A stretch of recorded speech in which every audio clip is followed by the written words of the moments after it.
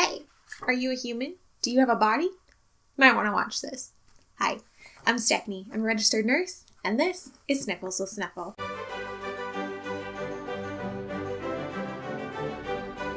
Hey guys, before I started my full-blown anatomy physiology series, I want to talk to you a little bit about some anatomy physiology basics, just a few definitions. As always, I want to encourage questions. If you have any questions, comments, let me know down below.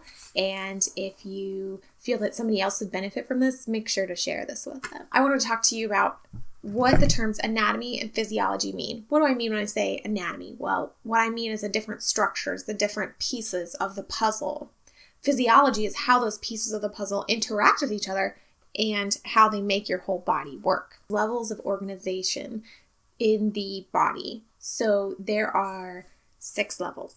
They start with chemical, that is things like atoms and molecules, and how they interact and work together. Chemical reactions, that's the chemical level. And then you have the cellular level, which we'll go into the cellular and chemical a little bit in our future endeavors, but for the most part, we'll stay above that. The third level is tissue organization. So the different cells make up different types of tissue. One thing that I definitely wanted to cover in this video is epithelial tissue. So epithelial tissue is a thing that it's a covering, and it means your skin, it means the inside of your digestive tract, it means the membranes that cover the inside of your abdominal cavity and your thoracic cavity. It's a covering, is epithelial. It's one type of tissue, and epithelial tissue is on or in basically every single organ. That being said, we won't necessarily talk about epithelial tissue specifically except when we're talking about skin. So I just want to touch on epithelial tissue a little bit in this video, kind of set the stage. The fourth level that we're going to talk about is the organ level. So that would be like your heart versus your lungs versus your bladder versus your intestines, that sort of thing. The fifth level is organ systems, which would be your cardiovascular system, would be how your heart works with your veins and how that circulation goes. And then lastly is organismal and how all the pieces work together and how they communicate with each other. The third thing I wanted to talk about was life functions. These are functions that are present in everything from a single cell organism all the way up to a multicellular organism, such as the human body. There are 8 of these functions in total. First is boundaries. Boundaries for a singular cell organism would be the cell wall that keeps the pieces of the cell in and everything else out. Same is true for us. The skin is what keeps our bodies in and everything else out. Then you have movement, which for a single cell organism would be like a flagella or some sort of appendage that would move that single cell organism through or move it around whatever its environment is. For us, that's the musculoskeletal system. It's how we move. It's how we express ourselves. It's how we get from point A to point B. Third is responsiveness. For us, that's the nervous system.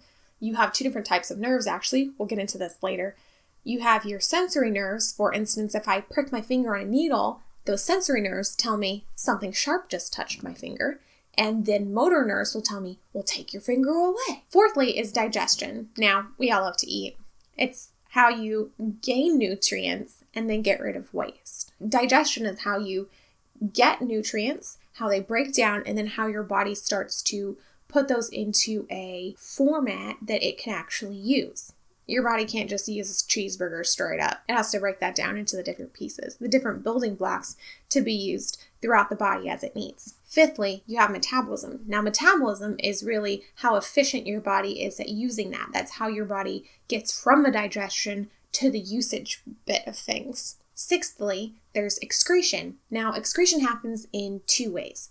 One is through the digestive tract. You can poop out your waste, or you can pee out your waste. They're actually 2 different body systems. We'll get to that later. 7th is reproduction, or how life continues. It's how your body renews itself as well as creates more. So for instance, your stomach lining regenerates itself, but it has to do that. The cells that create your stomach lining have to regenerate. They have to reproduce. The last of the 8, the growth aspect, is how your body changes and become something different as it grows both in size, but also in knowledge and how it interacts with the world. Fourthly, I want to talk about homeostasis. Now, this may or may not be a word that you're familiar with. Homeostasis basically means a dynamic equilibrium. Well, that might sound like the dynamic duo and superheroes and all that. It kind of is. Your homeostasis is how you stay alive.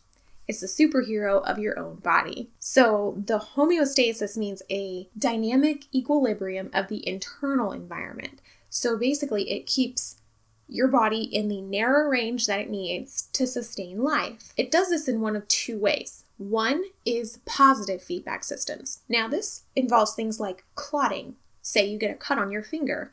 Oh no, you're bleeding. What happens? Well, then you've got little platelets that come and clotting factors that come as you're bleeding, and your body says, I need to stop this hole. And so because there's a hole, it just keeps calling for help. Come help me, come plug this hole. So you've got clotting factors and you've got those platelets and you've got a variety of systems working to plug that hole until it's plugged. So because there's a stimulus, the stimulus is the cut, and then it increases the feedback, which is the clotting, until it's taken care of. So that's positive feedback. The second one is negative feedback, and that's the one that comes into play the most often in our human bodies. Now, a negative feedback would be something like temperature. So your body is wired to function in a decently narrow range, all things considered, from about 96.5 to 99.5 degrees, about a 3-degree range, which may sound pretty big, but it's really not that big. Can you tell a 3-degree difference outside? Maybe. It's not super noticeable though. Now, your body trying to keep your whole organism, your whole body in that narrow temperature range has a variety of mechanisms to do that. So you get too cold. That cold is that stimulus. And a negative feedback system says, I don't want to be cold. I'm negative to that. Nope, not going to happen. So what happens? Your body goes into a very mild form of hypothermia. You start shivering.